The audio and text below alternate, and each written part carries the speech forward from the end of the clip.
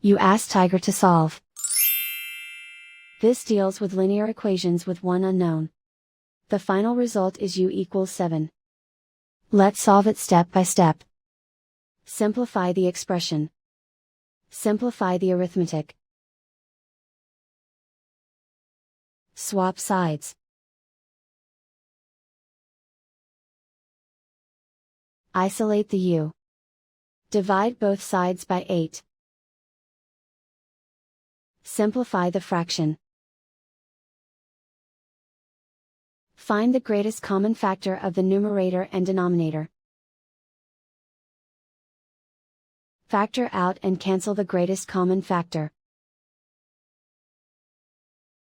And so the final result is u equals 7.